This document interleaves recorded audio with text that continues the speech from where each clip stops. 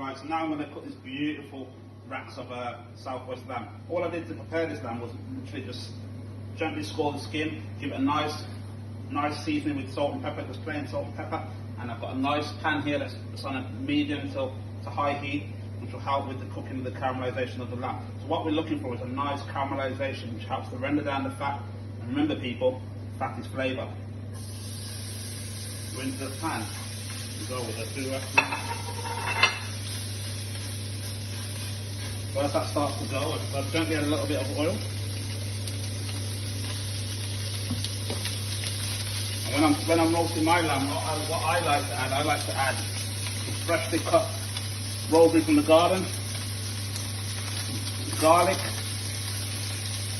and a little bit of butter to help brown that meat.